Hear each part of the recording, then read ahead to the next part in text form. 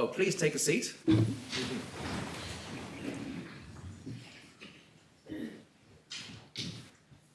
Well, good morning to all of you, our new States members in your seats, and your friends and relations, and some members of the States in the public gallery.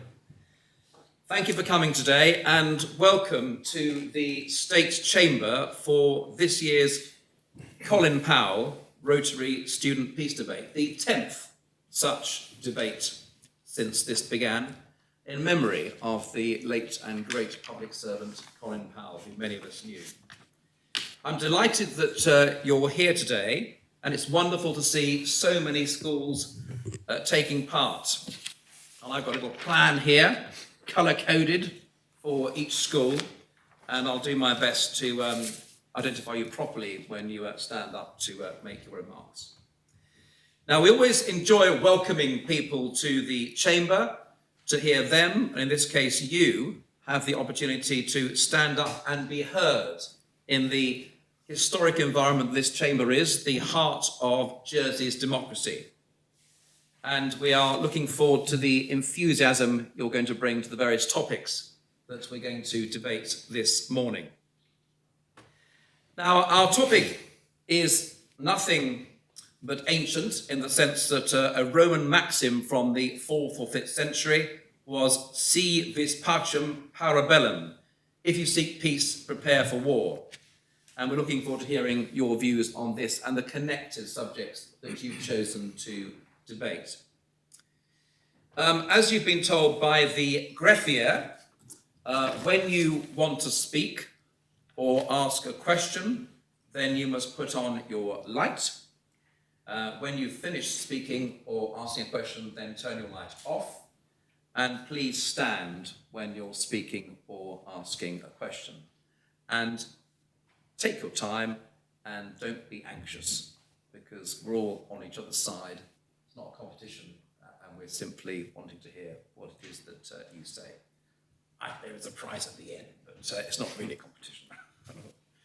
Now, before we begin the debate, we are lucky to have His Excellency, the Lieutenant Governor, here this morning, Vice Admiral Jerry Kidd, and he's going to make some introductory remarks in a speech, which will, in some respects, help to set the framework and the background to the topics we're debating this morning. Your Excellency. Thank you very much, Mr. Deputy Bailiff. Well, very, very good to see you all here. And I'm feeling very honoured myself, actually, because as the Lieutenant Governor, I'm never allowed to speak in this chamber. I just come and sit and watch. So thank you very much for the great honour of allowing me to speak today. I'm going to speak for about 10 minutes, so don't get too bored. But I want to set out just a couple of themes just to help things along. The phrase, "if you want peace, prepare for war," has sparked really centuries of debate.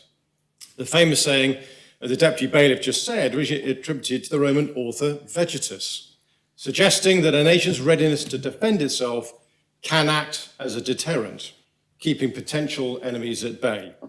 It argues for strength and preparedness as a foundation itself for peace, implying, quite frankly, that weakness invites aggression. As the ancient Greek philosopher Thucydides said 3,000 years ago, "The strong survive, the weak suffer what they must." The strong survive, the weak suffer what they must. And the lesson from him is clear. Best be strong, otherwise you'll be pushed around.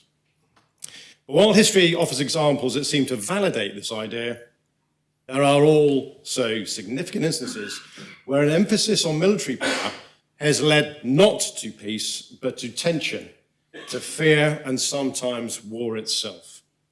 And this very short opener for the next 10 minutes, I just want to say a few words on that. It would be for you, of course, to decide what you think. In a Western democracy, we all listen to each other equally. As the Deputy Bailiff said, please don't be anxious. You are here to be listened to. And the great thing about social tolerance in the Western world is that you can have your say without fear of repercussion. Indeed, our way of life in the Western world has arguably not been so threatened, though, since the Second World War. And there are many other countries, sadly, out there, and terrorist groups, who really don't agree with our way of life, and they might wish us harm in the future. And I want to mention here two factors at the start for you to think about. Firstly, cost. Preparing for war in terms of equipment, people and weapons is very expensive. And that is paid for by you in due course when you get jobs, and by your parents and your carers. They are the taxpayers.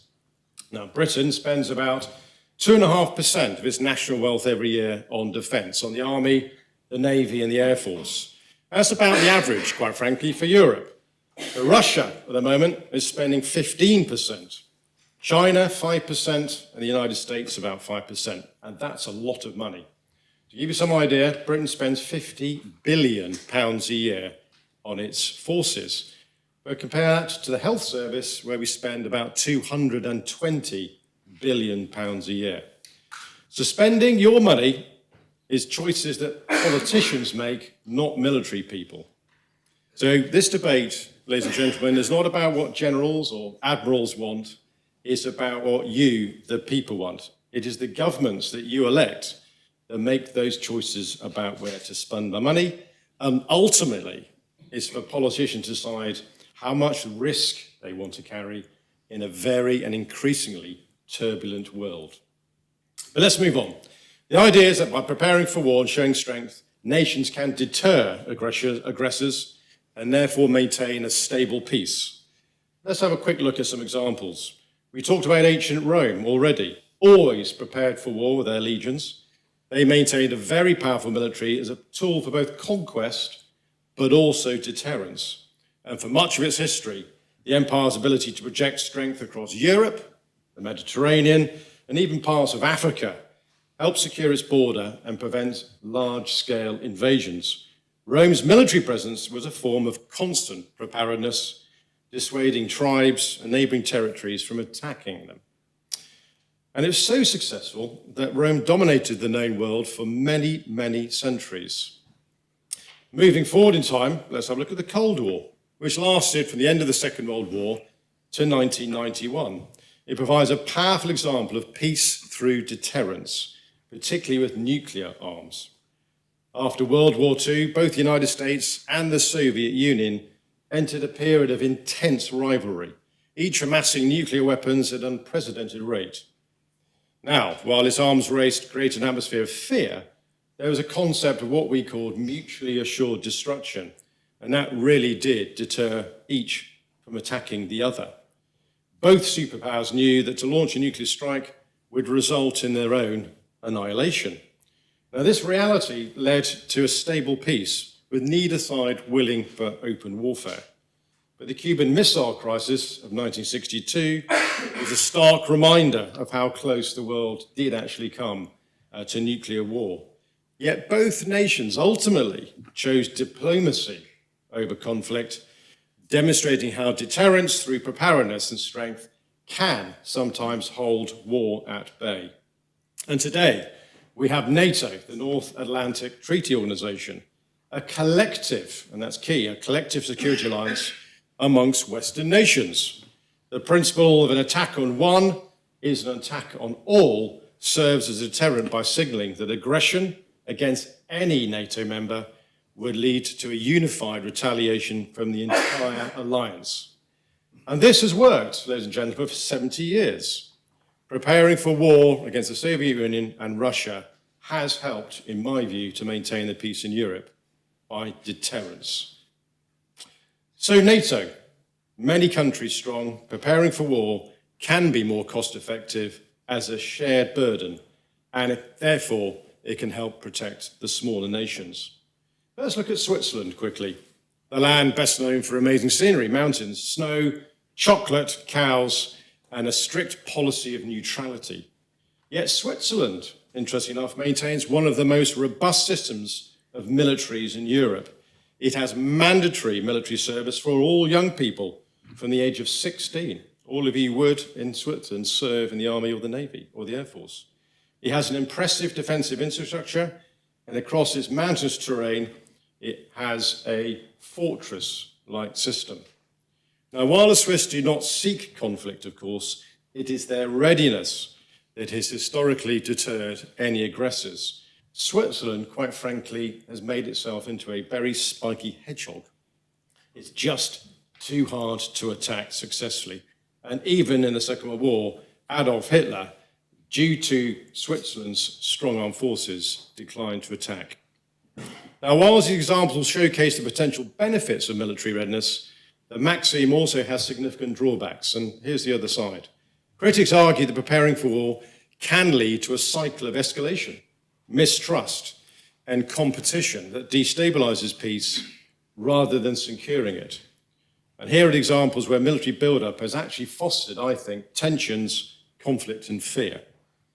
Now, while nuclear deterrence arguably maintained the peace during the Cold War, it also led to a huge arms race of extraordinary proportions.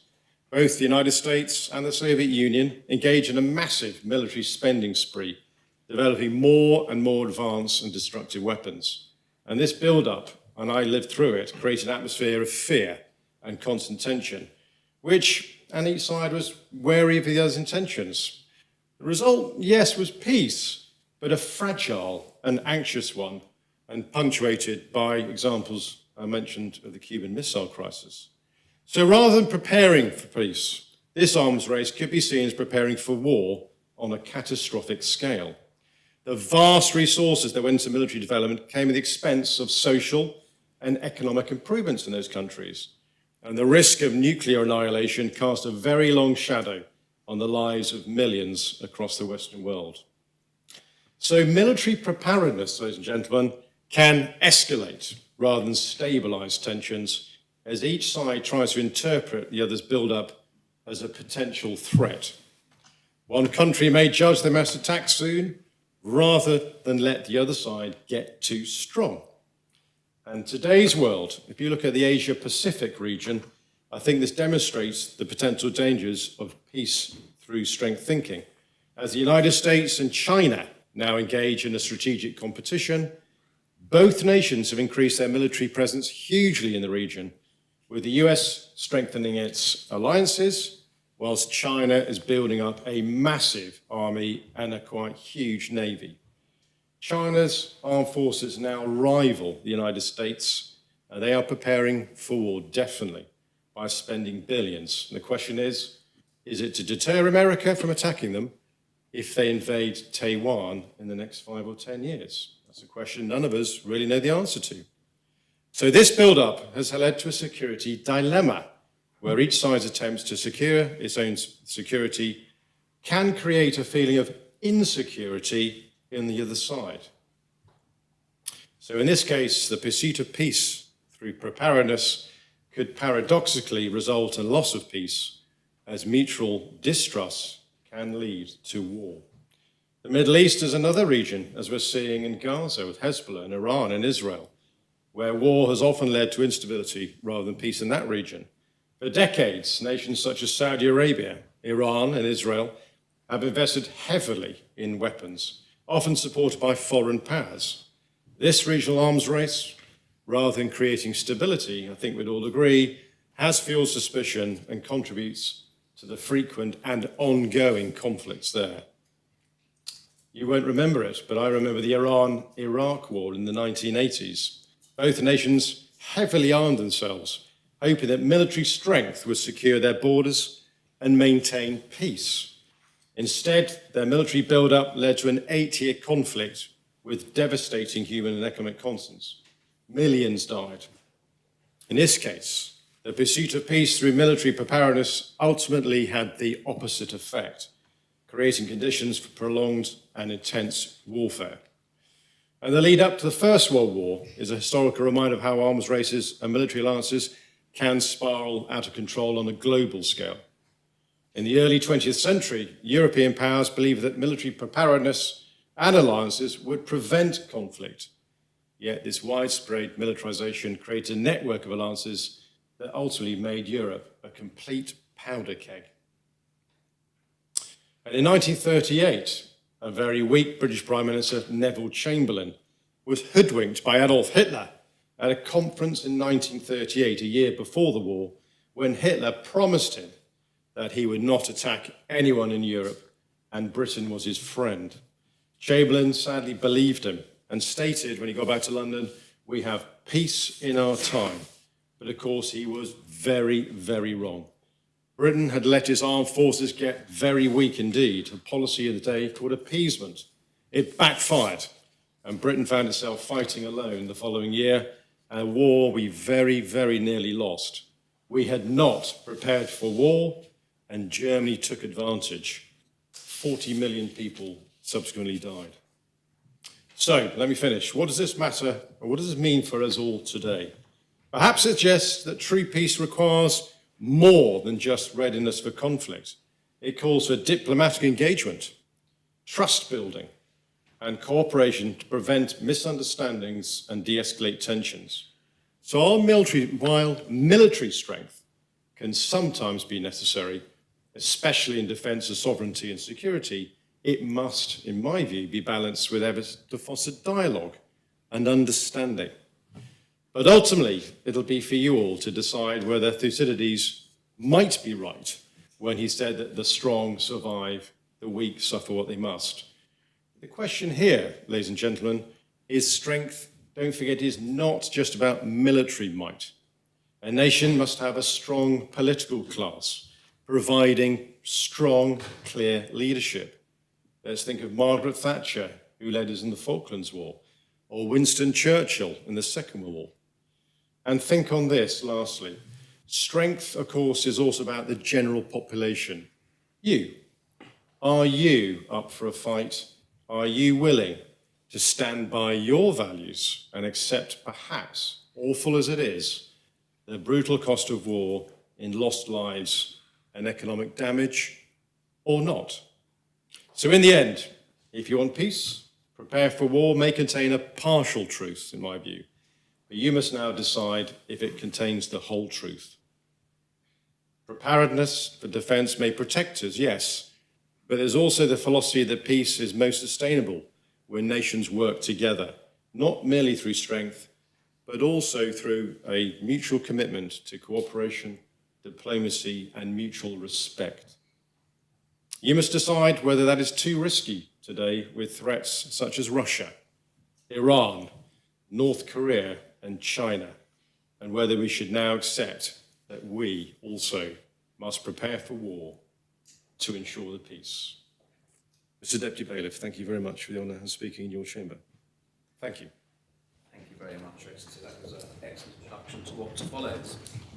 And I can hear some of you stamping your feet, because as you may have been told, in the Assembly, members who like what they say, they don't clap or cheer, they stamp their feet. So let's have a practice foot stamp, shall we? Right,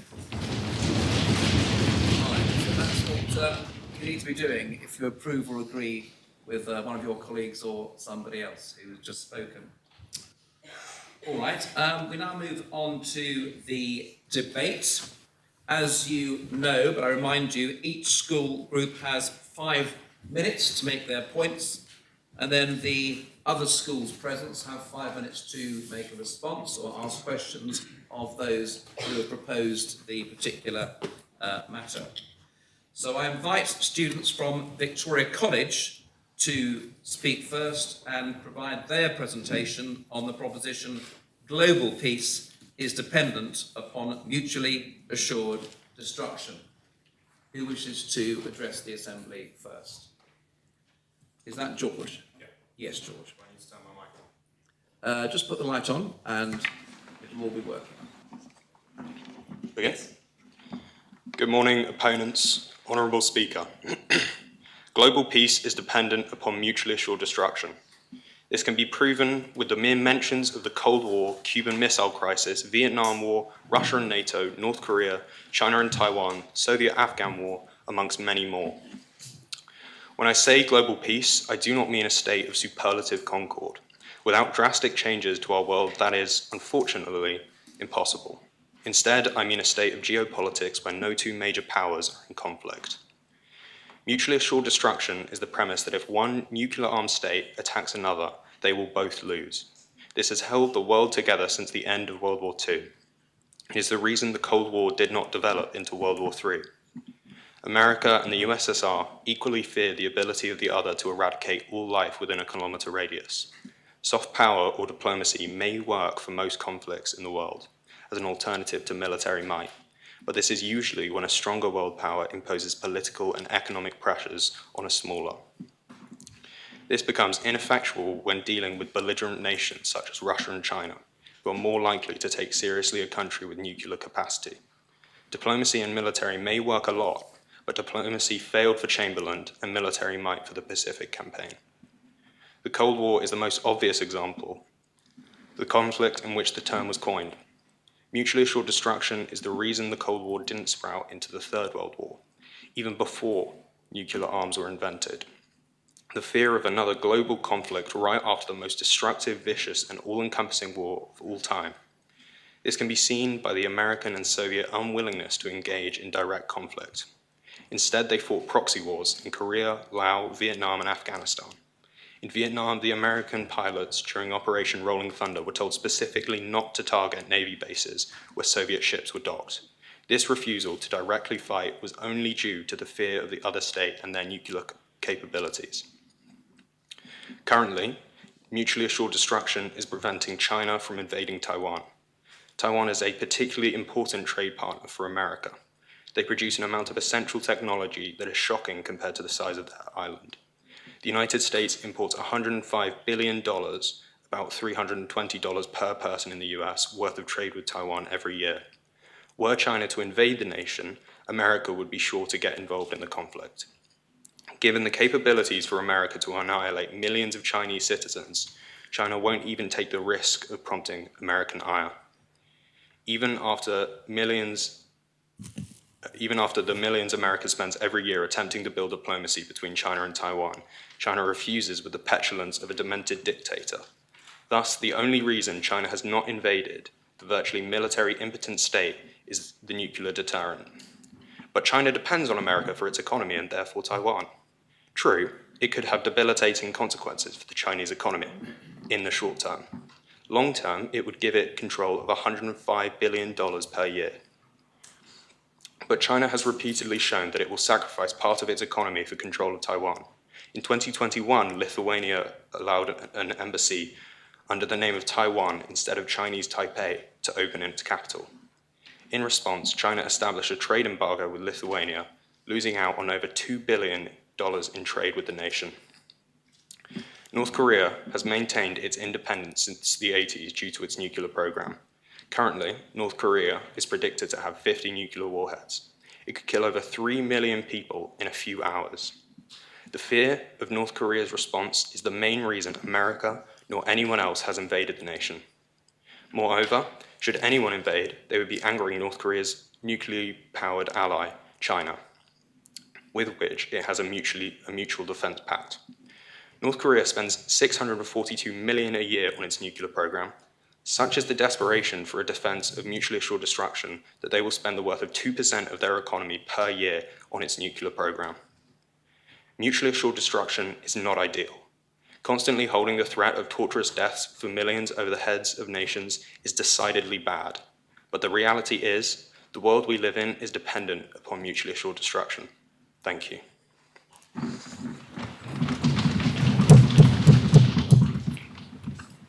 Thank you very much, George. Does anyone else from your team want to say a few words?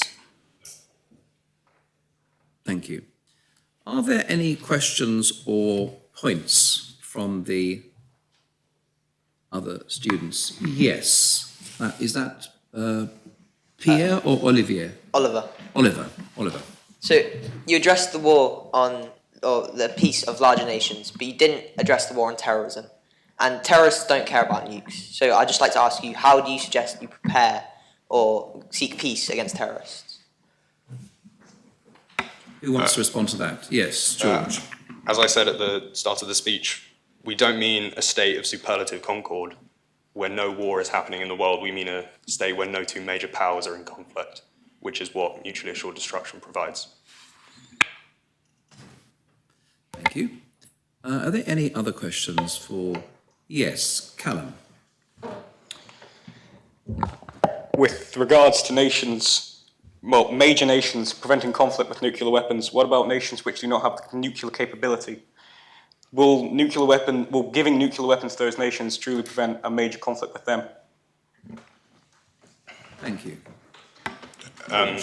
Well, most major nations, such as Spain, France, Germany, are all supported by nuclear-powered nations such as the UK and America, so I would say that they still hold a defence of mutually assured destruction.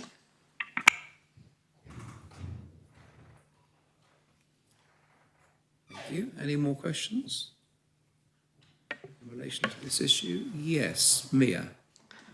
I was just wondering that you were saying that the US is spending millions on diplomacy, but they're spending billions on military preparation. So why do you think this is? And do you think it could be more beneficial if we invested more in diplomacy? Yeah, obviously diplomacy is a preferable solution to global tensions than threats of war, nuclear or otherwise, but America spends so much of its budget on its military because of the world's dependence on it, all of NATO's dependence on the US for support were they to be invaded or attacked by nuclear weapons. Thank you. Zahara.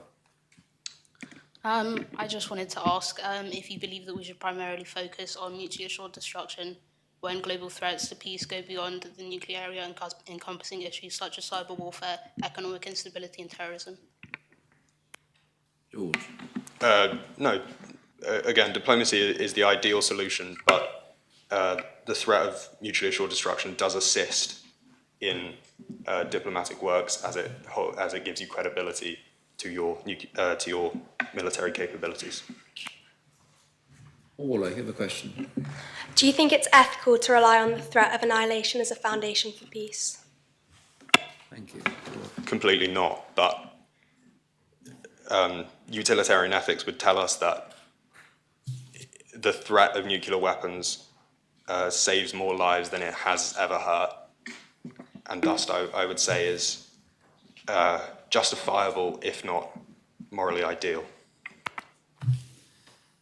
Thank you. Fern. Do you think there are any alternative ways to achieve global peace that do not rely on the threat of destruction? Thank you. Yeah. Diplomacy helped end World War I before the nuclear threat was ever a thing. And so there are, of course, credible alternatives to the nuclear deterrent, but the nuclear deterrent is the last option and thus an important one. Callum, another question? Regarding investment into nuclear weapons, what about the non-combative roles which the armed forces can play? Should we still put investment into the armed forces for those roles, or should we primarily just focus on the nuclear deterrent and possibly start up another organisation to follow roles such as peacekeeping and natural disaster relief? Thank you. George. Completely. The UK's involvement in non-violent aid towards Ukraine is completely a good thing, and we should definitely keep going with that. But as I said, the nuclear deterrence is an unfortunate need in the world that we live in. Tess. If global peace relies on the assumption that all nuclear powers will remain at bay, then what measures do we take for human error or miscommunication? Thank you.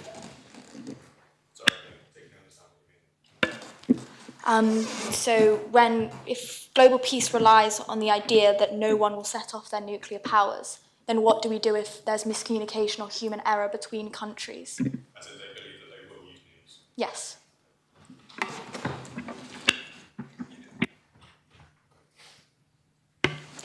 Close calls like the Cuban Missile Crisis, when we were one person away from nuclear warfare, have called for a lot of safeguarding changes, and they have been met. Like there's a hotline between the White House and the Kremlin now. Thank you. One last question from Lauren. Can the moral implications of mass destruction be justified by the preservation of peace? Thank you. Yeah. No. I would never support the actual use of nuclear weapons, but the threat of them without actually using them is a necessary evil. Well, thank you very much for that very interesting first debate, which now draws to a close. I now invite the representatives from Les Kennevet School to make their presentation on Ukraine. Is the US involvement for peace or economic development? Who wishes to commence? Lauren. Our debate's theme, peace and war, are two of the most prevalent themes in human history. Today we confront a critical issue within this, the United States' involvement in Ukraine. We will argue that the US is fueling their own greed, power and control, while masquerading as a beacon of hope for the people of Ukraine. The US has invested approximately $43 billion so far, including 20 missile systems and plan on sending 18 more, costing another $1.1 billion, showing their clear expectation of an economic return, with pre-secured contracts for the rebuild of Ukraine. Does this show the moral standings of the US and the American dream for all, or are they selfishly striving to their own stability as if a wolf in sheep's clothing? Sophie. The war in Ukraine is not by definition a just war. Russia and the USA both justify this war morally, but in reality they are vultures scrounging on Ukraine for their own benefit. Ukraine's population has dropped from 49 million to 38 million, showing that they would rather be safe than staying in this war zone, being torn apart by these scavengers. As of December 2023, over 170,000 Ukrainians have been granted asylum in the USA. As of June 2024, over 1.1 million refugees have been recorded in Germany. The US is 28 times bigger than Germany, so why is it that Germany has taken in 10 times more refugees? If the USA truly cared about the destruction going on in Ukraine, they would be offering more refuge to people, as it is clear that is what the citizens want, a safe place to call home. Thank you. Orla. The US has a long history of getting involved in proxy wars, which are characterised by the involvement of powerful nations who avoid direct military confrontation and orchestrate battles through surrogate forces. For example, the US became the largest supplier of military aid and major exporter of American-made arms globally during the Cold War era. As part of its method to contain Soviet influence, the US provided extensive military assistance, fueling a global arms race. Defence companies like Lockheed Martin and Boeing expanded their operations to meet the increasing demands for advanced military equipment, including fighter jets, bombers, and missiles. During the 1980s, Lockheed's revenue from military contracts soared to around $10 billion annually. Similarly, Boeing's military revenue reached over $20 billion per year at this time. Fern. More recently, the US arms industry has again seen a significant profits from the ongoing conflict in Ukraine. For example, Lockheed Martin has seen an unprecedented boom in sales to Ukraine, with record profits since February 2022 of $7 billion. We argue that this war is a business opportunity for the defence sector, and there are clear indications that the military aid to Ukraine serves the interests of the defence contractors more than the interests of the Ukrainian people. Furthermore, the US has viewed Ukraine as a crucial piece in the broader battle for influence in Eastern Europe. Ukraine's strategic position at the crossroads of Europe and Russia make it a key buffer state. This is not just about defending Ukraine, it is about controlling a key region that directly impacts US strategic trade interests. For example, as the largest US gas company, ExxonMobil has been able to increase its natural gas exports to Europe due to the sanctions that lower dependency on Russian fuels. In 2023, their income was $80 billion, the majority of this from the new European contracts since the war. Ben. Furthermore, the US has also placed itself in a position to benefit from Ukraine's post-war recovery. The US-backed firms are already laying down the groundwork to dominate the reconstruction processes once the war subsides. For example, Bechtel has previously been involved in major reconstruction projects in Iraq and in Afghanistan, and is expected to be heavily involved in multi-billion-dollar projects in Ukraine related to transportation and energy infrastructure. This is a masquerade, an act of charity. This is cold, controlled investment to power increasing its political influence in the region. In short, this explanation is dressed up as welfare. Lauren. The US is masquerading as a beacon of hope for Ukraine. Ukrainians are all relying, pleading, hoping that the US won't let them down, that they'll carry on supposedly supporting them through this war. By continuing to fuel the conflict, the US ensures that Ukraine is caught in a proxy struggle between two other nations. Ukraine has become fully dependent on them now and in the future. The US has Ukraine wrapped around their finger. To conclude, the US presents its involvement in Ukraine as a moral mission to defend democracy and resist authoritarian aggression, as if a fairy godmother to Ukraine. However, this ignores the fact that this war strategically serves to entrench the economic and geopolitical dominance of the United States. The US are portraying an illusion of themselves as peacemakers, rather than greedy, control-thirsty superpower that they are. We look forward to hearing your questions. Thank you. Thank you very much. Thank you, Leigh-Kenneveigh. Are there any questions or points from, yes, Amelia? So you said that the USA was being greedy and they wanted economic exchange, which might be true, but don't you think it might have been necessary, and do you think the Ukraine would have still won without that help? Who wants to reply to that question?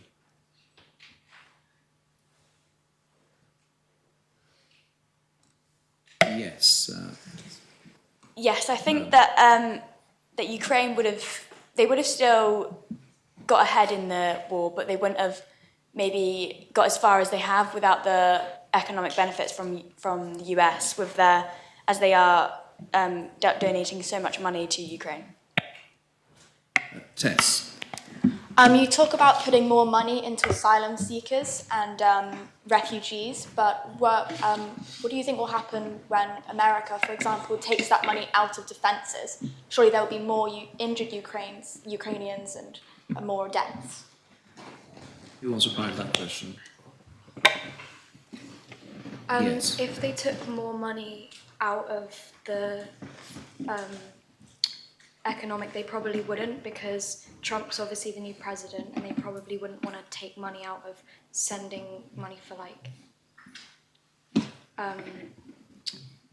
things like ExxonMobil and more like businesses like that, because it's to do with like arms and armed goods and things like that, and I doubt they would want to take money away from it.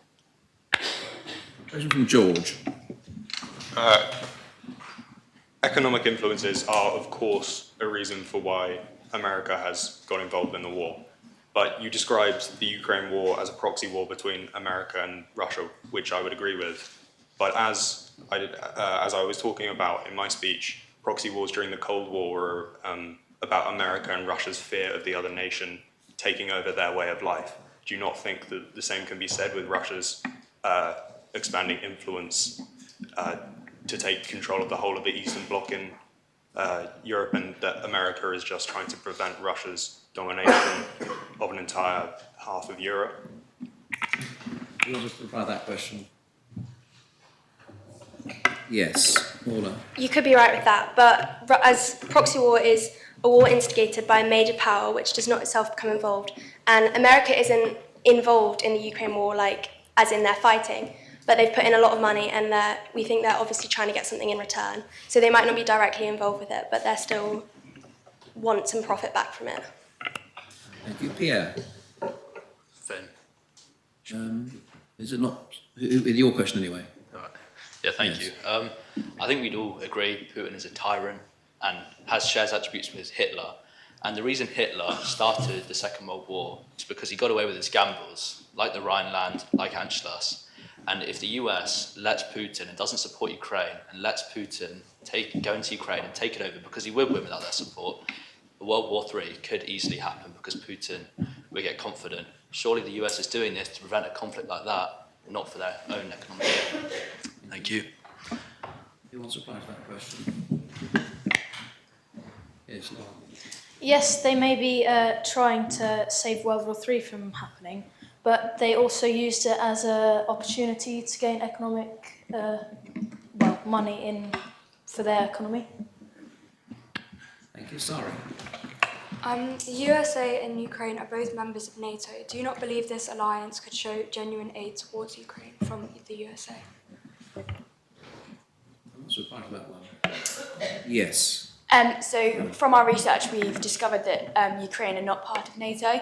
They wanted to be part of NATO, but they were denied because, again, they thought that if Ukraine joined the NATO, then Russia would just completely do war against the whole of the NATO, and that would also start a World War III. Oliver MacRae. I would say, just on the point of refugees, are people not simply trying to escape the conflicts and go to the closest nation instead of putting the blame on the United States for not taking as many refugees as they are? Yes. For a country as big as America, though, you'd expect them to take in more people, because Germany is a lot smaller and has a lot smaller of a population, so you'd expect bigger countries with better economies to help out. Last question from Grace. Throughout your speeches, you criticised US motivations to aid Ukraine. Are you arguing that the US should not continue to fund Ukraine? Trump has stated that he wants to end the war within 24 hours, but how would this benefit Ukraine in the future? Thank you.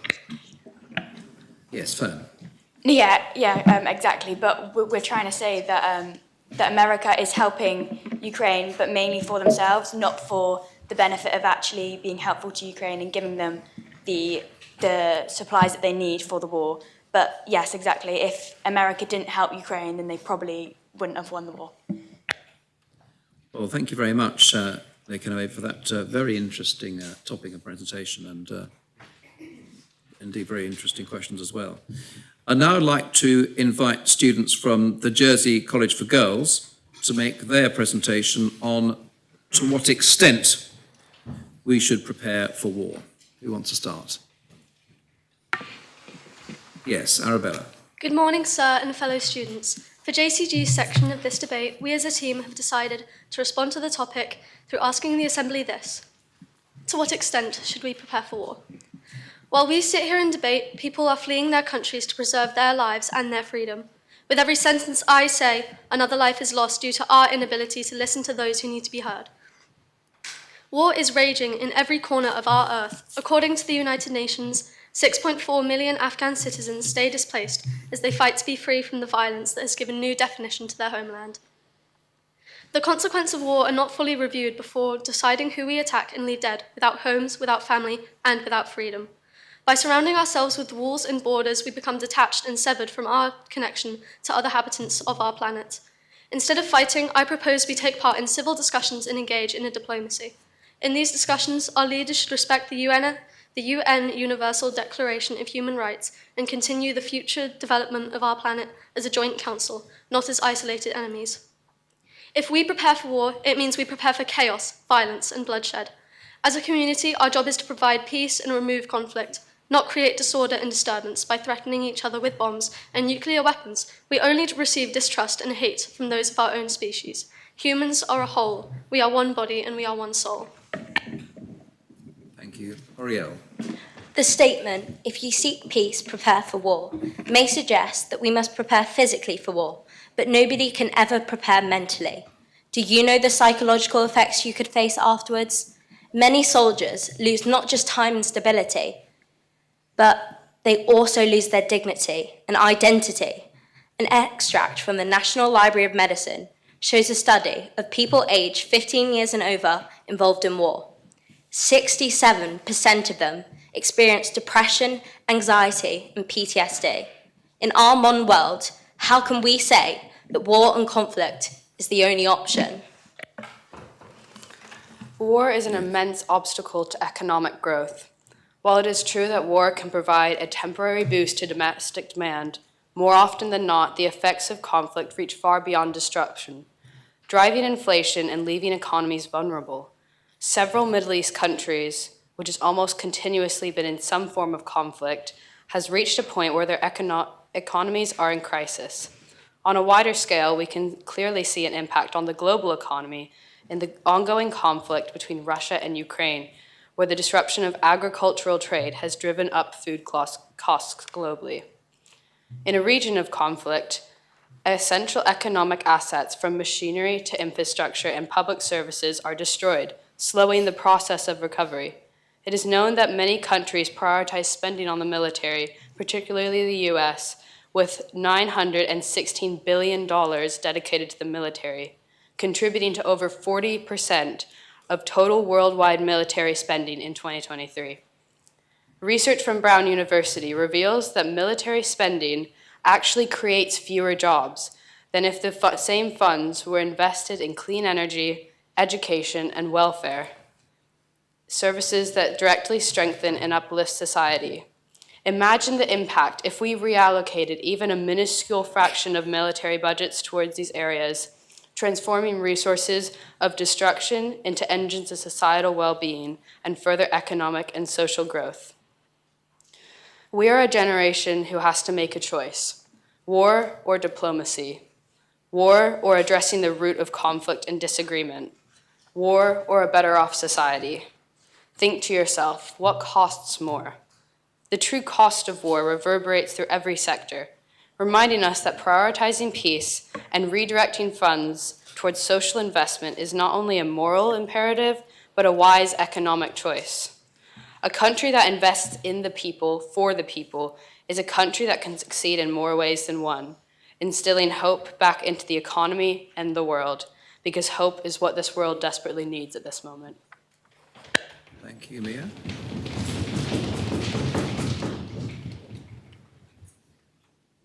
Does that complete the presentation from JCG? Thank you very much.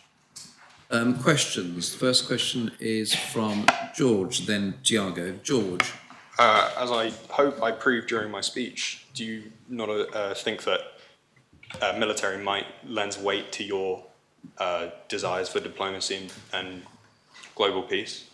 That China or Russia wouldn't listen to the US as much as they do if America didn't have the military might and nuclear capabilities that it does? Yes. Do you want to respond to that one? Yes, please. Lena. Well, obviously it is necessary to have military, otherwise a country, if attacked, will not succeed. We believe that the money spent on military, especially in big countries like the US and the UK, could be funded into, like Mia said, more job opportunities, clean energy, things that really last in a country. And if we work on diplomacy, then the constant threat of nuclear weapons won't be as necessary anymore. Thank you. Tiago.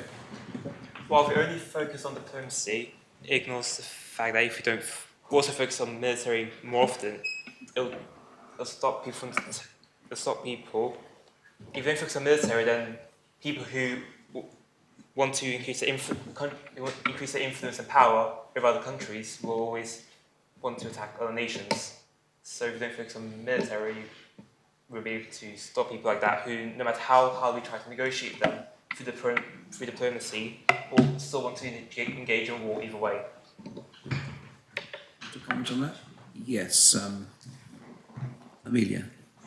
Well, what we're arguing is not that we shouldn't prepare for war, because obviously it's like necessary, but it's to what extent. We just don't think that you should put everything into it.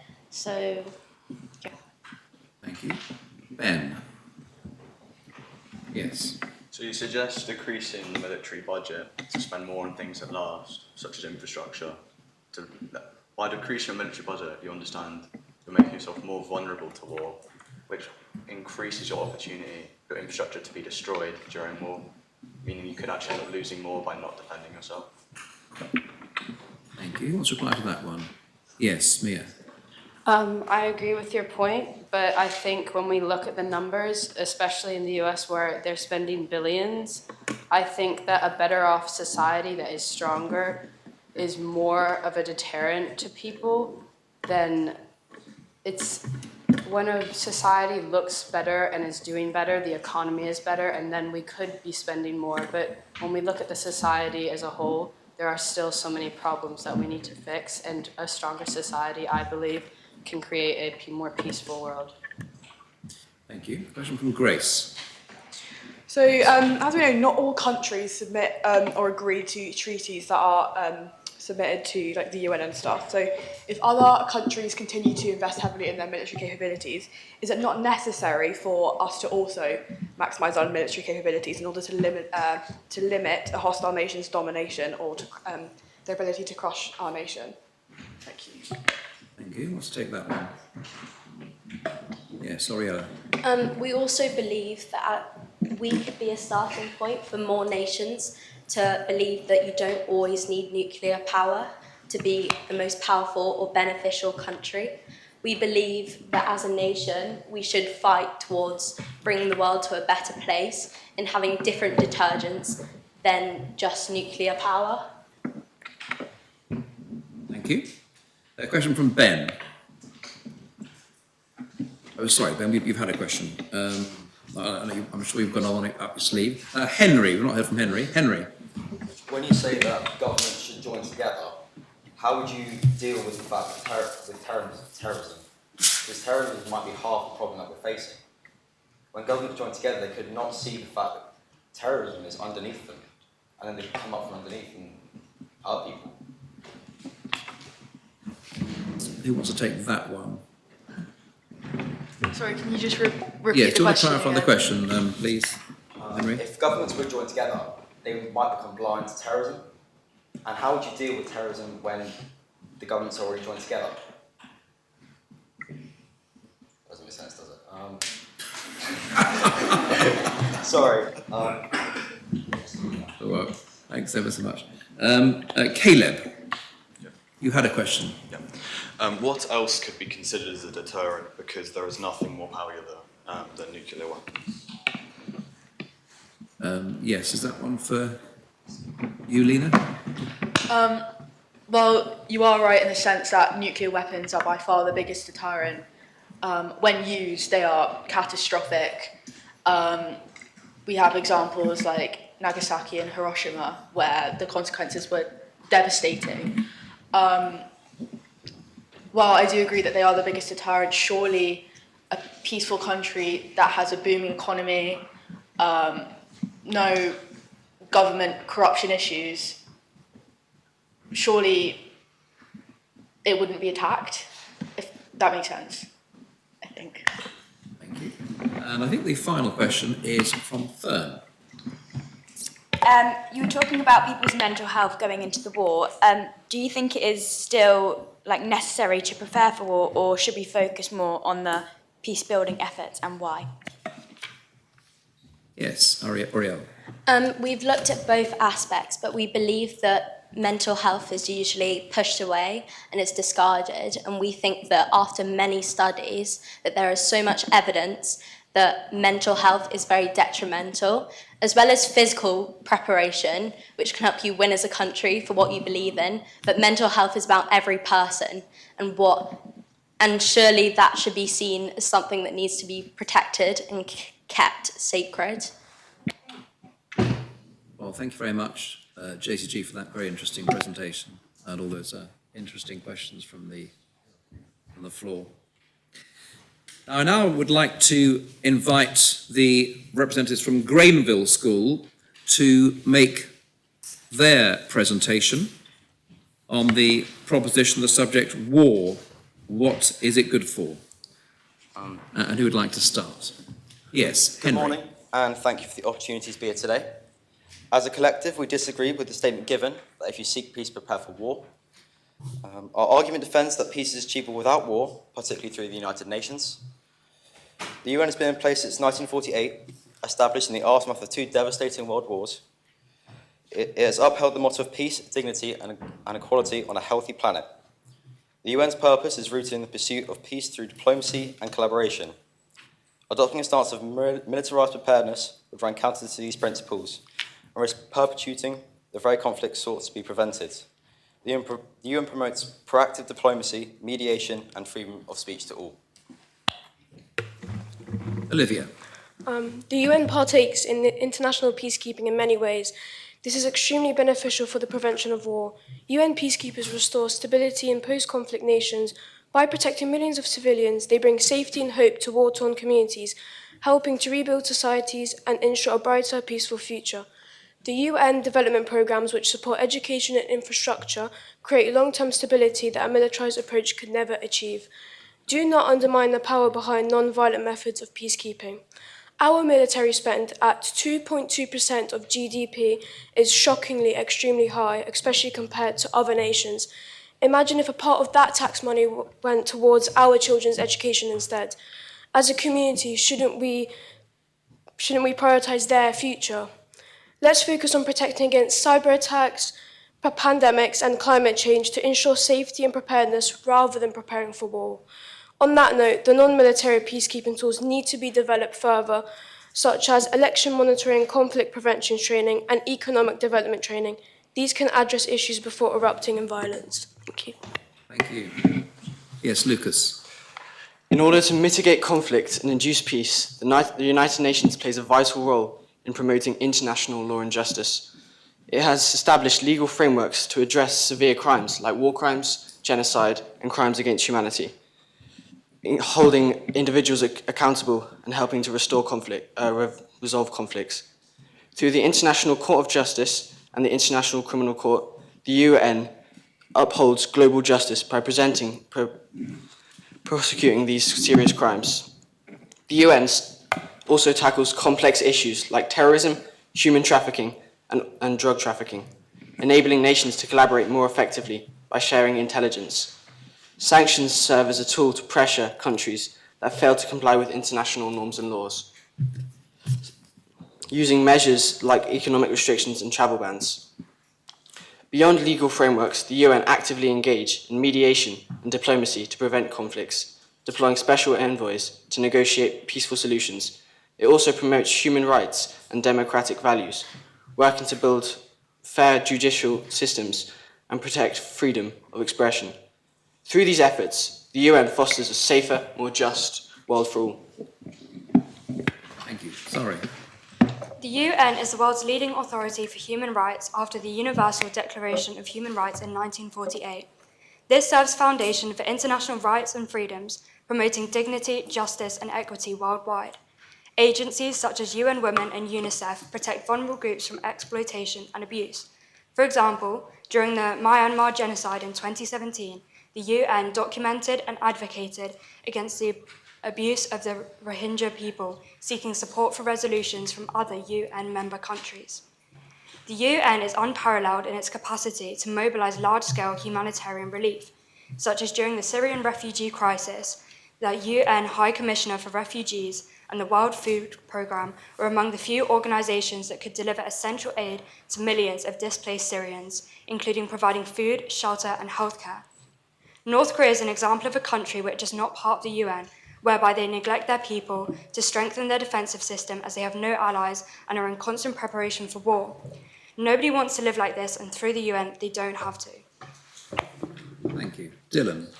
In conclusion, the post-UN established world has seen a vastly fewer number of conflicts between nations. This has been achieved through the strict yet justified peacekeeping, punishment and justice systems that the UN employs, allowing all countries to feel protected under its watchful eye. Further, this enables countries to reallocate resources that would have been used for strengthening militaries to instead develop themselves both technologically and socially.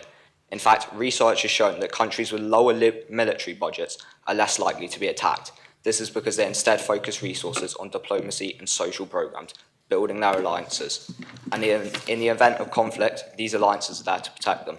This is why we firmly believe that if you seek peace, you should not prepare for war, but should instead seek diplomatic and peaceful alternatives, as well as safety and the fortitude of global organisations.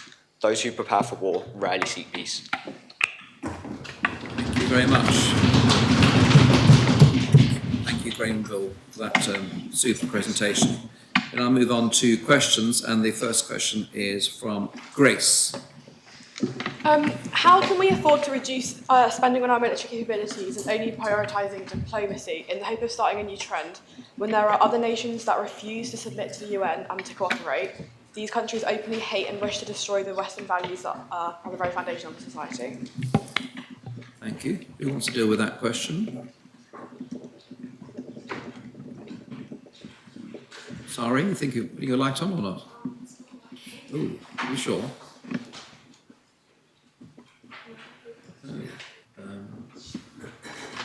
Stand up anyway and... Surrounding cutting down military spending, we have a huge international military through the UN and alliances like NATO. We have less need for domestic military and more need for international. Thank you. Yes, George. You talked much about the UN's humanitarian efforts, which are, of course, incredibly important in conflicts in the Middle East and Sudan, for example. But the UN's humanitarian efforts in Israel are currently, in Gaza, sorry, are currently being targeted by Israel. The same thing happened in Iraq by Al-Qaeda, and the same thing happened in Sudan. How can the UN provide humanitarian aid without the UN's support, military support? Thank you. Let's take that one there. While you think about it, the reason the lights aren't going on there, you've got so many lights on elsewhere, apparently there's a limit on how many illuminations we're allowed. So I'm going to take the names of the next few questioners. When I've taken your name, you can turn your light off. So it's Matthew next, then Zahara, then Lena, and then Zoe, and then Amelia. And then if we reach him, Oliver. Who wants to answer the question you've just been asked from... Yes, sorry. Could you repeat the question? Oh, yes. The UN's humanitarian efforts in conflicts are, of course, incredibly important, but as proven in Iraq, Sudan, Israel, Gaza, those cannot happen without military support of the UN and other peacekeeping forces. The UN has one of the largest military forces in the world. Therefore, if needed, it can be used to stop this. But are you not arguing to remove Well, that? she's given her answer. Yes, thank you. Matthew? You advocate for diplomacy over the preparedness for war, but do you not feel as if the threat of mutually assured destruction will encourage countries to enact diplomacy, such as the modelling set up between Washington and Moscow after the Cuban Missile Crisis? Who wants to take that one there? Anyone fancy that question?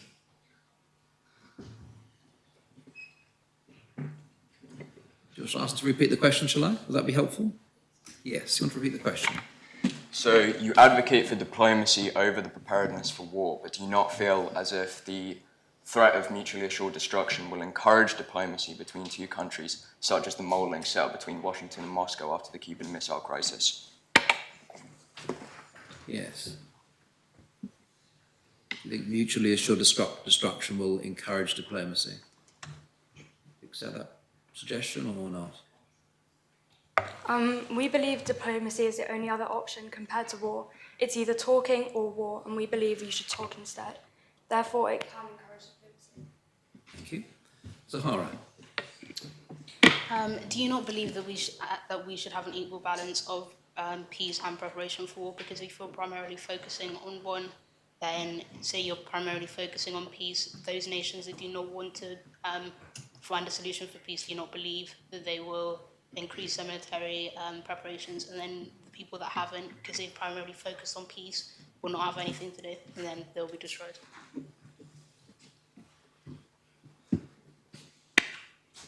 Who wants to deal with that one there? Any thoughts on that question?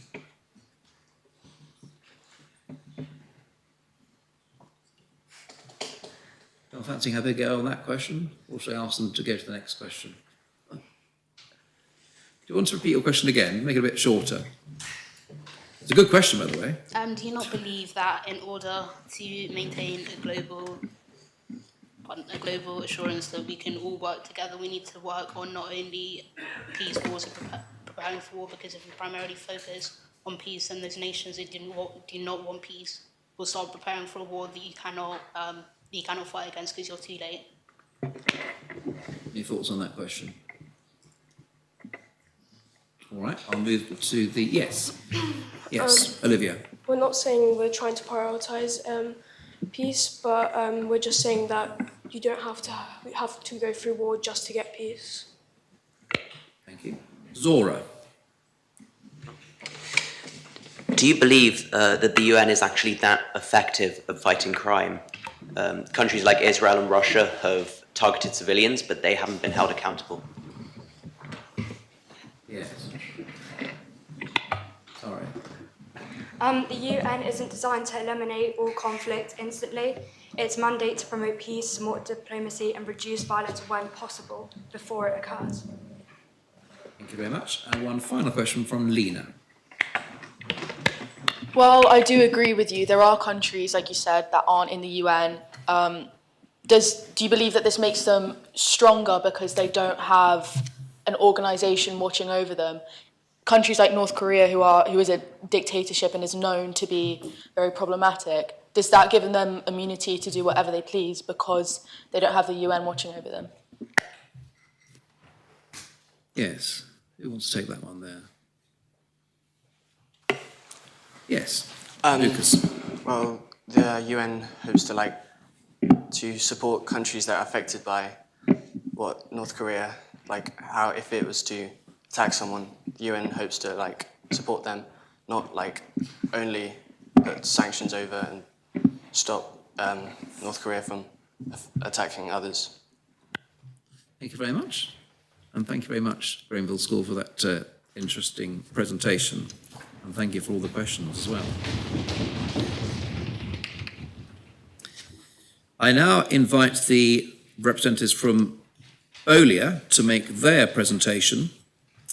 And the proposition that they're advancing is: sometimes forms of conflict are necessary to facilitate peace. Who wants to start the ball rolling? Tess. How do we define peace? Is peace the end product of a continuous struggle between opposing parties, or the method by which we reach an effective compromise? What measures should we be willing to take to reach this state of equality, and at what point does this protest become counterproductive? Some forms of conflict are necessary to facilitate peace. Some forms of conflict are necessary when every other possible method of peaceful protest has been exercised and consistently dismissed. We cannot keep shouting louder and louder and losing our voices, waiting for those in power to listen. Is it better to prepare for war or to be ignorant to the underlying struggles that will not be resolved without the necessary conflict? Peace is a balance between two or more parties. It is not the negligence of corruption in order to maintain the illusion of equality and tranquility. Scarlett. As stated by Samuel Beckett, words are all we have. Expanding on this, as a form of conflict, we believe political discourse and diplomacy to be the most pivotal, crucial first points of resolution, with each nation attaining tolerance to divergent viewpoints whilst anonymously being open to negotiation and potentially compromise if necessary. Communication and debate as a form of conflict is perhaps the most significant and important feature of not just democracy but international relation, and should be globally reinforced and practiced before any military intervention is considered to bring about peace. Disagreements and verbal war on issues cultivates the evolution of ideologies and is incredibly important in how we progress as humanity. So perhaps in some circumstances is necessary in order to facilitate peace in terms of longevity. Immediately resorting to aggressive, hostile means of action to achieve peace completely disregards the sanctity and innocence of lives of communities of people who are not in control of governance, particularly in authoritarian, totalitarian states where people have limited control over elected officials and therefore are not truly represented by their state and should not be directly implicated by their actions. Peace is the presence of continual discussion and debate in response to global issues. It is not a state of stillness and inactivity, but instead thriving, productive resolution. We should ultimately strive to prevent a war on freedom of speech, as well as protecting communication as a core facilitator of peace. Thank you. Grace. While acknowledging that diplomacy and discourse is of paramount importance, it is imperative to note that some factors, including differences in ideologies and religions, have the potential to cause extreme tensions between nations and are unlikely to be able to be solved through social interaction solely. In these cases, we believe that a key element of maintaining peace is military deterrence, to be used primarily as a measure to prevent war or in defence of a nation when attacked. The philosopher John Stuart Mill famously said that the only thing necessary for the triumph of evil is for good men to do nothing, highlighting the importance of demonstrating resistance towards extreme opposing ideologies, especially if the country or group that holds these views begin to behave in a hostile and threatening manner towards another nation. We believe that expansion in military capabilities can act as an effective form of deterrence, as it highlights the preparedness and ability of a country to push back against any attempts by foreign powers to invade or gain control. Throughout the Cold War of 1947 to 1989, the US and Soviet Union exchanged intense communications numerous times. During the Cuban Missile Crisis in 1962, the world became closer than ever to a nuclear war. However, the shared desire between President Kennedy and Khrushchev to not doom the war to the catastrophe of a thermonuclear war eventually calmed tensions. Although this particular example demonstrates the importance of direct communication between nations, it also illustrates the weight that nuclear arms carries when negotiating peace. More recently, President Putin has repeatedly warned the West of its military and nuclear capabilities.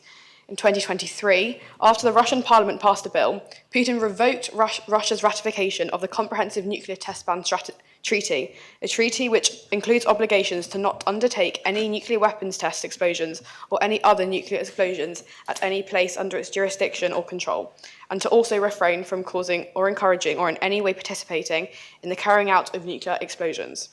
According to the BBC, Putin said that Russia's nuclear arms were the most important guarantee of security of our state and our citizens, showing no intention of reducing Russia's nuclear arsenal or limiting its capabilities. This further emphasises the threat of nuclear warfare in the future and the reality that those in power are not all committed to disarmament. It is important to note that there are also other examples to consider within our international community, such as North Korea declaring itself a nuclear weapon state, calling the move irreversible. It is important to consider these countries do not share the same core values or ideologies, resulting in the potential for tensions and hostilities for war. Therefore, it is logical to assume that whilst these threats remain, we must cautiously prepare to respond to these imminent threats by developing deterrence as a way of discouraging escalation in conflict used in the defence of a country. Thank you, Tess. Martin Luther King Jr. says true peace is not the absence of conflict, but the presence of justice. When we simply ask for justice, we are ignored. When you bring a knife to a gunfight, there is little chance of survival. When you bring only discussion to a genocide, there is no chance of survival. Preparing for war means arming ourselves with the necessary military equipment, whilst we attempt to reconcile with debate. It is easier to silence speech with violence than it is violence with speech. Is it worth sacrificing a country for fear that our armed forces seem aggressive, against the threat of complete destruction from other nations? We guarantee the majority of the ego-driven world leaders do not share these same hesitations. This doesn't mean pulling the trigger immediately, rather preparing defences for ourselves in the event that there are no peaceful alternatives. We believe that speaking of peace must be coupled with the readiness to act against those who threaten it. Thank you very much. Thank you, Bolia, for that presentation. And the first question comes from Mia, and then Callum, and then Amelia. Mia. So you're saying some conflict is inevitable, but do you have any proposal on how the innocent lives of the civilians that are caught in the crossfire could be at least reduced? Thank you. Yes, Grace. As stated in the speech, we are only preparing as a way of defence and as a deterrent, so we won't be the ones initiating any conflict. So in that sense, our civilians will only be caught in the crossfire if another country provokes us and attacks us. It wouldn't be us initiating anything. Thank you, Amelia. So you talked about only using war as a last resort, but what if you can't be heard? But what if what you're fighting for is something immoral or wrong? Like, for example, someone saying, a group of people arguing that, we want the right to hurt people, and if you're not going to give us that, then we're going to attack. Is that okay? Who wants to take that one? We were looking at it from a nation's point of view, so we wouldn't be necessarily just representing a particular group of people. We'd be representing the Western core values that are the foundations of our society, so freedom and liberty and that kind of stuff. Thank you. Ben? No? Joshua? What would you say about Israel's war against Hamas? Because obviously Hamas have killed many people in Israel, but there's been no peace talks about that.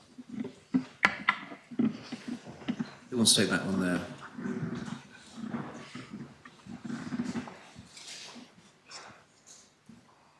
Can you repeat the question, please? Yes, please. Sure. Obviously, Israel's war against the terrorist organisation Hamas has not been through any peace talks, as you know, it's a war. So, what would be your views about that?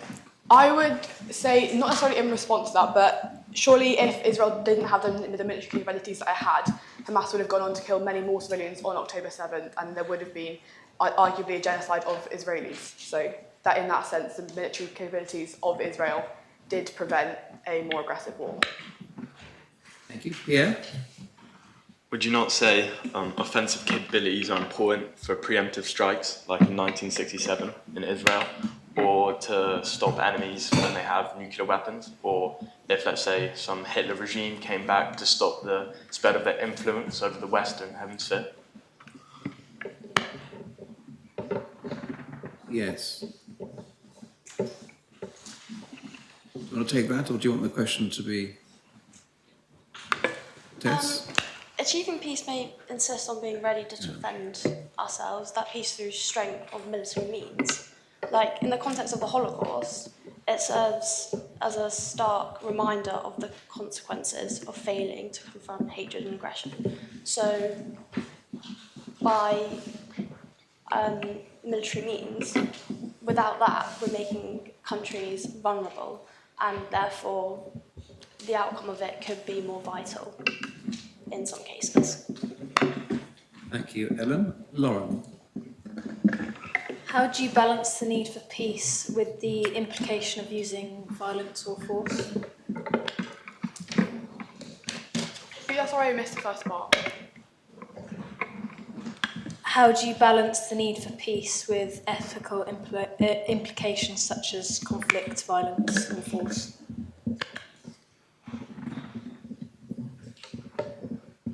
Let's take that one there. Tess? Could you you sure? Okay. Of course, we think that peace should try to be resolved through talking first. But when we are constantly dismissed, for example, protests for people, for things to change, and it's, again, these things aren't happening, sometimes a more passionate way of getting these views across has to be used in order for things to change, because people will only notice when extremes are taken. Obviously, this isn't terrorism or things like that, but sometimes it is in the case of, you know, recent events. Sometimes this has to be used. Thank you. And I think a final question from Orla. So you talked about conflict quite a lot in your speech, and do you think conflict isn't always violent, because there's forms of non-violent contact, like protest strikes, civil disobedience. Do you think these can also be necessary for creating peace, or do you not think non-violent conflict can lead to change? I think we would suggest that non-violent conflict should be the first point of consideration before embarking on military action. Because, yeah, I would say we do believe that that's the most pivotal and crucial point of democracy and change, and how we peacefully resolve disagreements. Thank you, Scarlett, and thank you, Bolia, for that thought-provoking presentation.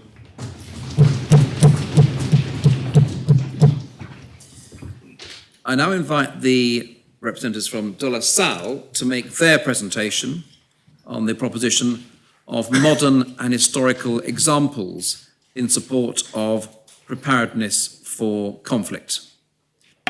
Pierre. Good morning, everybody. Today I stand before you to discuss a phrase that has echoed throughout history. If you want peace, prepare for war. While this statement may seem paradoxical, it reflects the realities of international relations and diplomacy. Now, it may seem that I'm going to repeat a lot of the points the Lieutenant Governor made, but I guess great minds think alike. Throughout history, however, throughout history, many nations have learned that the absence of military presence can lead to vulnerability and ultimately conflict. One of the most significant examples, which I'm sure many of our relatives in this room fought for, is the Second World War. After World War I, many nations sought to disarm and promote peace through the League of Nations. However, the lack of adequate military readiness allowed Nazi Germany to expand and for Hitler to successfully accomplish his gambles. It was only when nations began to rearm and invest in their defences that they could stand against the rising tide of tyranny. If Europe had been more prepared and stopped Hitler initially, how many of those 500,000 brave British soldiers would have been saved? And as it's been said before, the Cold War offers another vital example. The doctrine of mutually assured destruction maintained a peace between the United States and the Soviet Union. Both superpowers grew vast arsenals of nuclear weapons, not because they sought war, but because they knew their military readiness was essential to deter aggression. This balance of power ultimately prevented a direct conflict between these formidable forces, proving that preparation can be a stabilising force. If it wasn't for the nuclear deterrent, would we even be sitting here today? Furthermore, consider the lessons from ancient Rome. The Pax Romana, a long period of relative peace, was maintained through a formidable military presence. Rome's legions deterred invasions and ensured stability within its borders. It was a desire for peace that sustained this era, but the understanding that a strong military was crucial to safeguarding it. And while still historical, in more recent years, the British and American control of Afghanistan is another case, where at its peak 130,000 NATO soldiers were present. Afghanistan's school enrolment went from 1 million to 9 million, and in 2020, women made up 27% of parliament. Since the withdrawal of two of the world's strongest and most prepared militaries, the Taliban have been able to occupy and impose their evil regimes on the people. Now 24 million lives need humanitarian aid, and women no longer have rights or education. History teaches us that while the aspiration for peace is noble, it often requires a military approach to ensure that it is not a fleeting hope, but a lasting reality. There is no better predictor than history, and remember, a shield is always better than a wish. Thank you. Thank you, Finn. Is this now? I think my name sheet is wrong here. You come up as Ben, but it's Pierre, isn't it now? Yeah. Thank you, Pierre, yes. Now I want to explore the complex relationship between the current day events and modern politics, and the adage that if you want peace, you must be ready for war. As we know, history has shown us time and time again that pursuit of peace often requires strength and resilience in the face of adversity. But now consider the global landscape over the past few decades. We've witnessed conflicts that arose from unresolved tensions where diplomacy has failed to curb aggression. North and South Korea are a prime example. South Korea maintains a strong military supported by the US forces, and North Korea has gained access to its own nuclear capabilities, making it a cost too high to attack for both sides. We see similar patterns in other parts of the world, with the rise of authoritarian regimes, which challenges our democratic values, and responses often require a firm stance. Whether through sanctions, military readiness, or strategic alliances, the message is clear: strength can deter aggression and promote stability. The events in Ukraine remind us that the nation's sovereignty is threatened. The international community must be prepared to act decisively. Moreover, this principle extends beyond military might in the realm of social justice, the fight for equality, and often necessitates a strong, united front. Activism demands a courage and readiness to confront systematic injustices, reflecting the path to peace and equity is rarely a passive one. In conclusion, while we all yearn for peace, we must acknowledge the realities of our world, the willingness to stand firm, to defend our values and protect the vulnerable. It's essential if we truly want peace, we must be prepared to fight for it. Whether through diplomatic efforts, economic sanctions, or when necessary, military action, in the end, true peace is not merely the absence of conflict, but the presence of justice and security. Remember, it's better to be a warrior in a garden than a gardener at war. Thank you. Thank you very much. That completes the Dilsar presentation. And I'll move on to questions. And the first question is from Lena, and then George, then Amelia. Lena. You say that conflict is necessary to protect sovereignty and values like that. Civilians getting caught in the crossfire and losing their life due to a war that they have no say in, how is that ethical, and how is that promoting sovereignty when you're allowing your civilians to die at the hands of a war that they don't have a say in? Finn. Yeah, well, I think we live in a real world where in war, unfortunately, civilians are always going to be casualties. But when we mentioned in our speech that through diplomatic efforts, we need a more just world, and hopefully that by doing that, wars will only occur if, well, actually no, hopefully, I'm breaking up here. Wars will be fought, I'm going to leave it at, civilians are always casualty of war. Unfortunately, we don't live in a perfect world, so I'm going to leave it at that, unfortunately. I've broken on. Thank you. George. You talk much of America's building of its military to promote democracy, but America has historically often skipped the step of diplomacy and gone straight to violence. It killed Thomas Sankara from Burkina Faso, who was a democratically elected socialist leader, and then instilled a right-wing dictator. How is that diplomatic? And how has America's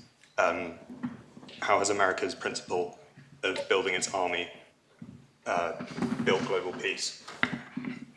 Yeah. We're not here to defend the actions of countries, but merely the point of that if you want peace, you must be ready for war. But the USA has projected power in defeating Germany and Japan, and look at the countries now. They're westernized, they're amazing, and women have rights unlike many other countries around the world. It's a very privilege that everyone here can stand here and speak what they want. In many countries around the world, without America's protection and help from these nations, we would all be, in a bad place. We wouldn't be able to speak. So I think it's critical that we have a strong American leadership around us, and the UK, and France, and Germany, to protect us from all threats, whether through economic sanctions from China and Russia trying to cut off our oil. But fortunately, America's there to help us get through these times, and I think that's it. Thank you. Amelia. So you talked about a lot of other wars. So it kind of sounds like you're saying that history repeats itself, kind of. So do you think there'll be another war? And if so, do you think countries should start preparing for war, or do you think diplomacy is a better option? Well, ideally, what we're saying is that because countries have not been prepared before in history, that's why these wars have started. So if we build our militaries up and we become more diplomatic, another war shouldn't happen. That's what we're saying. Thank you. Oriel. You say that nuclear weapons are detrimental for peace, but surely it only takes one mistake for large death. What other alternatives could you discuss that are safer and more better for our society? Well, as a historical kind of point of view, Rome didn't have nukes and they managed to maintain peace pretty well. But back to the mistakes that you've mentioned, it's very hard for there to be mistakes around nukes. There's lots of, as Vic mentioned, safeguarding measures. So for a nuke to be accidentally set off is near impossible. Thank you, Oliver. Callum. Regarding the belief that military might can bring peace, was it not proven in 1914 that the build-up to the Great War was caused by a increase in military spending? The arms race between both Britain and Germany to build their navies and the ultimate competition brought about the First World War and ultimately saw the death of nearly 6 million civilians and armed forces personnel alike. Yeah. If Britain and France projected a united front, like I mentioned in my speech, this war would have never happened. Germany would have never been foolish enough to invade two such strong countries, and a united front with a strong military would have deterred any form of aggression. Also, the investment in military has led to radar, Bluetooth, and has made our life considerably better, making HDI go up. And I think it's important that we spend our military not just to create jobs and R&D and research for more technology, but also for safety for us. Thank you. Thank you. And the last question comes from Fern. So you talked about lots of historic events. Do you think preparing for war has ever truly led to peace, or do you think it has just escalated conflicts? So, yeah, well, I think that, like the example I mentioned, the Cold War is the ultimate example of how if you prepare for war, a conflict will not happen. If you have two militaries which are so strong, that's only going to result in complete world destruction. As we've learned from World War II, that's not going to happen again. We're not going to allow that to happen again. And the only reason that we stand here today, as Pierre said, as this country has lasted for centuries, is because our military has been able to defend us and save us from evil tyrants, people that have tried to impose evil regimes. They've tried to destroy education. The only reason we're here today is because of our strong military, and we should be so proud of it. Thank you. Thank you. That was a nice final question and a nice final answer. Thank you very much, De La Salle, for that very interesting presentation.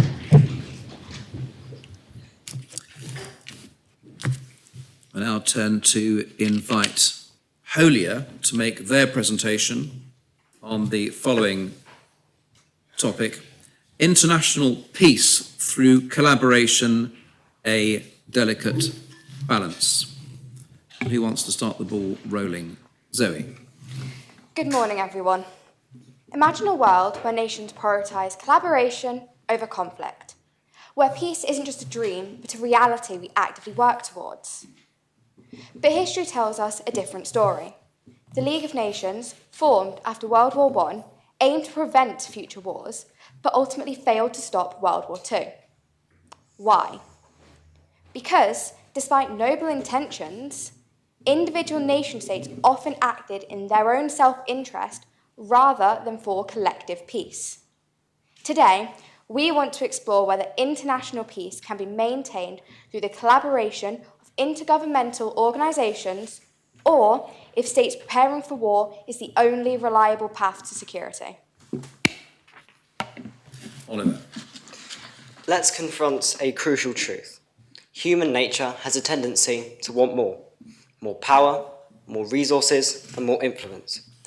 This instinct often leads to competition and sometimes to conflict. Just like in gang culture, where individuals may turn to violence to assert dominance or protect territory, nations may feel compelled to prepare for war when they perceive threats. This brings us to the key phrase: if you want peace, you must prepare for war.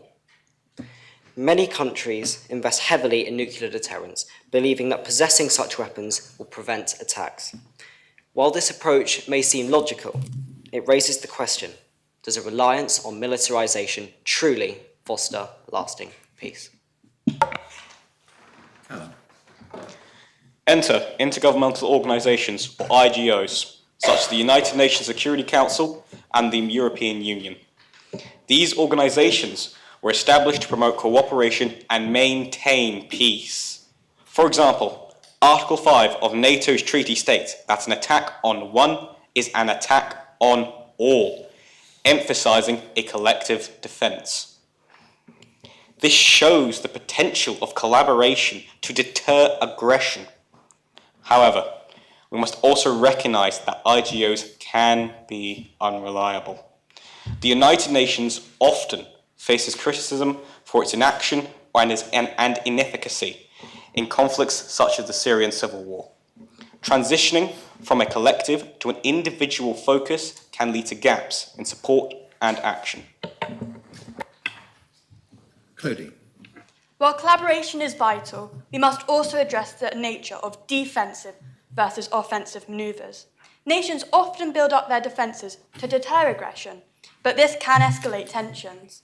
When one country strengthens its military, others may be threatened and respond in kind.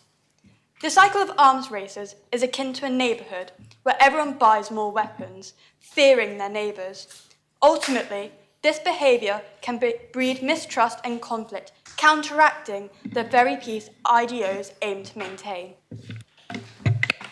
Jargo. Ultimately, if you have a bank, you need to have a guard. But how do you want these guards to behave? Nations must strike a balance between preparing for potential threats and investing in peaceful collaboration. The history of the Cold War teaches us that mutual destruction through nuclear deterrence may have prevented direct conflict, but didn't eliminate underlying tensions. Thus, while preparation is necessary, it shouldn't eliminate the necessity for dialogue and cooperation. Yes, Caleb. So, can international peace be maintained through collaboration, rather than individual preparation for war? The answer is complex. The road to international peace is not simply about collaboration versus preparation. It's about finding a nuanced balance between the two. We must advocate for a world where diplomacy, trust, and mutual understanding take precedence, even as nations prepare for the unexpected. Thank you. Thank you. Thank you very much. Do we have any questions for Holia? Yes, first question is from Amelia, and then I think from over there. Yes, Amelia. So you talked about collaboration, and you said that an attack on one is an attack on all. Isn't that also a use of, well, a collective military of all the countries in NATO? Isn't that also using fear and war to deter other countries from attacking you because you have all that power with everyone backing you? So that one, yes, Callum. The state attack on all is a deterrence by military force. However, it is also a guarantee to nations who are within that treaty and within that organisation that if they join and if they try to maintain peace, their other nation states within it will come to their aid. And so, even still with its military might, it can still maintain peace through non-violent means and through mostly collaboration. Thank you. Oliver? So you said if you have a bank, you need to have guards. But surely it's better to have police than guards because they'll deter the bank robbers. So what I'm trying to get out of the metaphor is surely it's better to have offensive measures that not only can you protect yourself with, but also you can protect other countries. So what would you say to that, offensive over defensive measures? Who wants to take that one? Yes. Oh, well, someone turn the light off. George, I've got you down, and Lauren and Sophie, take your lights off. They work now? Yes. Oh, nearly. Yes. With regarding offensive measures could be seen as a threat to a nearby nation, as ultimately defensive measures can also be used to defend both your nation and other nations as well. By the definition of an offensive measure, it is a way of antagonizing other nations and of trying to attack. Defensive measures can be used purely for defense and can in turn also be used as offensive measures as well, as ultimately armoured vehicles, as an example, they can be used to defend one's borders but can also be used to attack. However, their main role is still for a defensive position.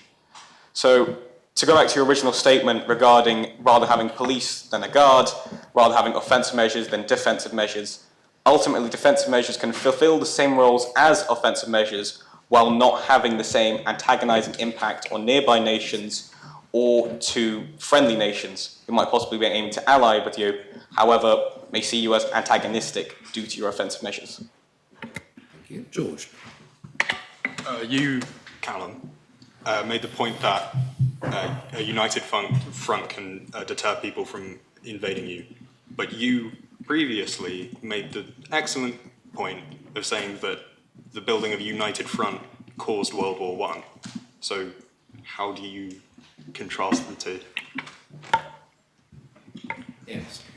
With the build-up to World War I, it was not really a united front. It was mainly two empires with a simple allyship. They were simply working towards a similar goal, but ultimately were not in the same kind of defensive alliance as NATO. They were not doing the same things as a modern defensive alliance would. Peacekeeping, natural disaster response, all roles that NATO has proven that it can do.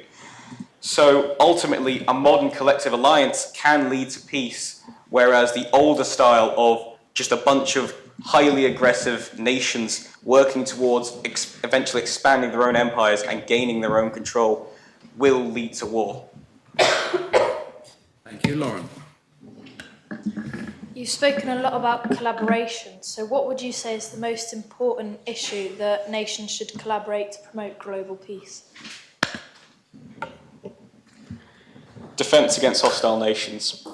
With an overall defensive collaboration, it can be used to deter hostilities, as NATO does with the pseudo-alliance between Russia, China, and North Korea, as well as the older alliances that served during the Cold War, such as the Southeast Asia Treaty Organisation? Thank you. And I think the final question is from Sophie. Is it realistic for every nation to put global peace above its own? Colin. With global peace, a higher focus can be put on its own individual peace. If nations do not need to worry about defending their own borders from neighbours who may or may not want to cause them harm, they can focus more on their own personal, in a sense, threats, such as crime and terrorism. As a united response to those issues will be more effective than a divided, just send a couple of people over here, but not my ones unless it involves me, effectively. Well, thank you very much. And thank you, Holier.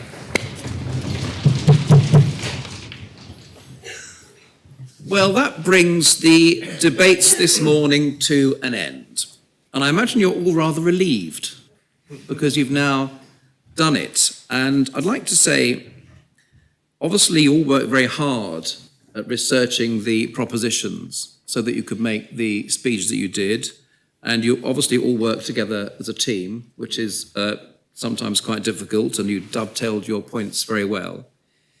It's quite hard to make a speech. It's even harder, I think, to ask questions in relation to a speech you've just heard for the first time. So congratulations on all the questions you've asked.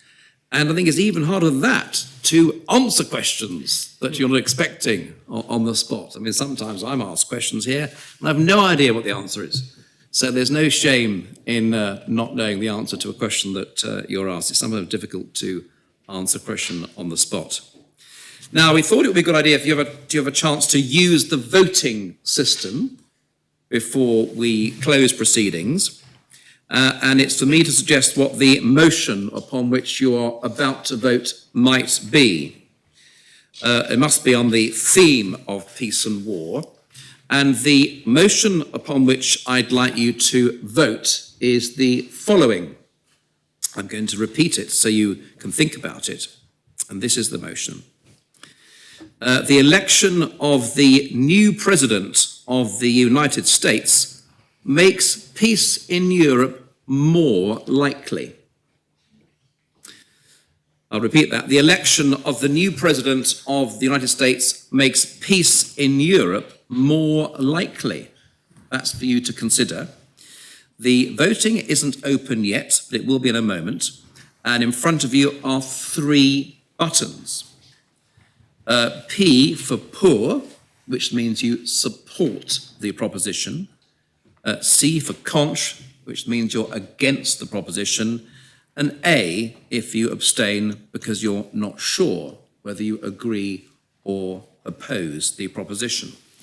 So, if you agree with the proposition that the election of the new president of the US makes peace in Europe more likely, you'll vote pour. If you disagree, you'll vote contre, and if you're not sure, you'll abstain. And the voting opens now.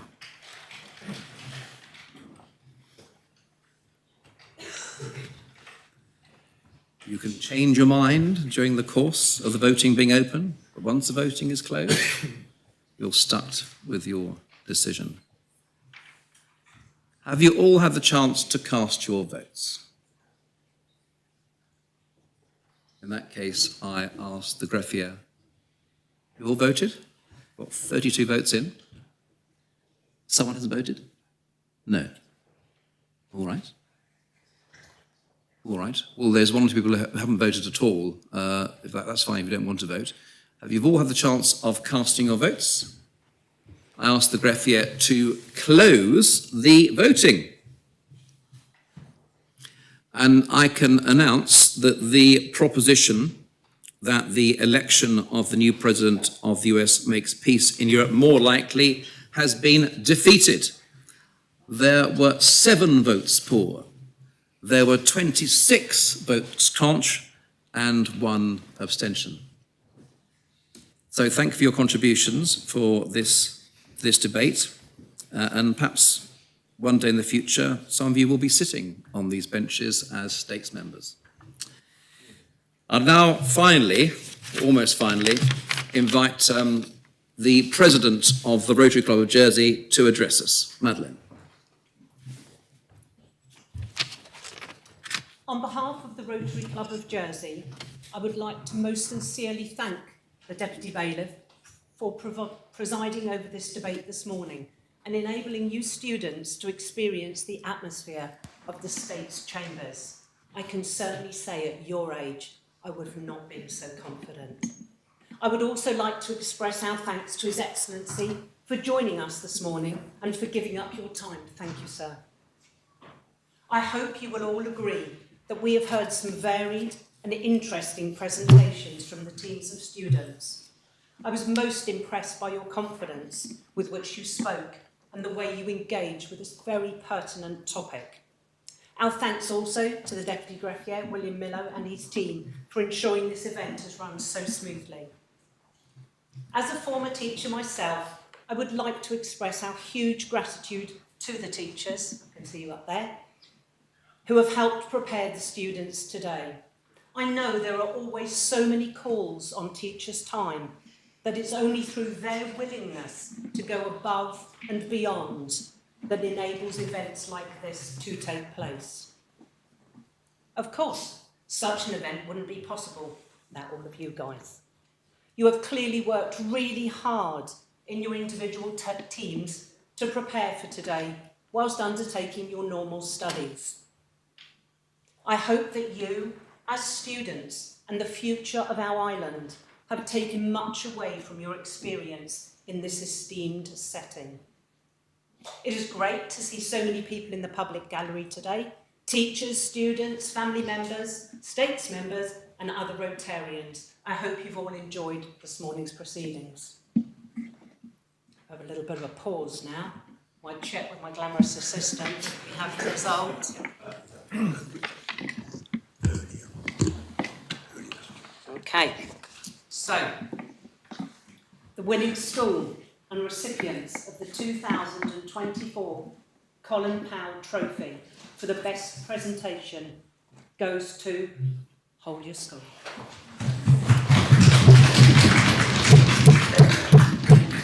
We're supposed to be stamping our feet, I remind you. Would you all like to come and get the trophy, or just one of you, or group photo? Team photo, yes. So, shall I stand in the middle? How many of you are there? Maths has never been my strong point. 3 each side. So 3 each side, me in the middle. Okay, I'll do it this way first, and then I'll actually... Oh, smart, we're on television, we're on camera. Just one. Yeah.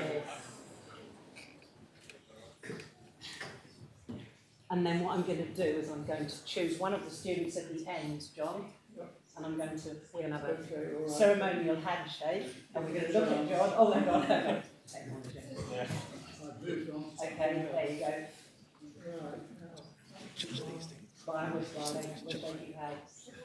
Thank you very much. There you go. Well done, guys. Yeah. Get started now.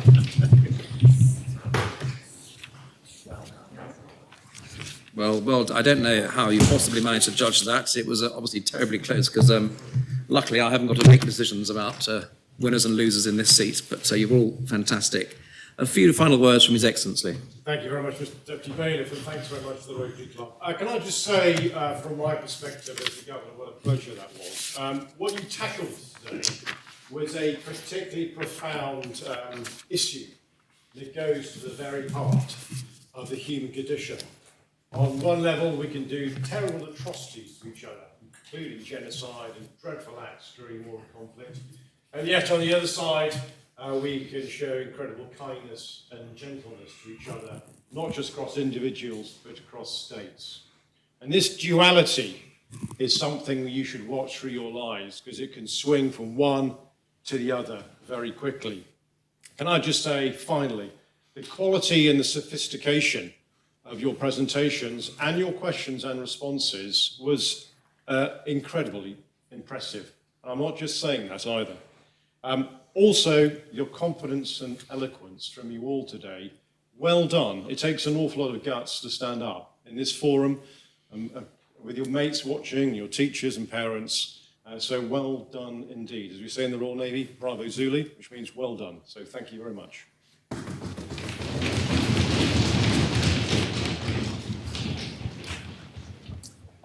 Well, thank you all very much for participating, and we look forward to resuming with the next peace debate this time next year. Thank you.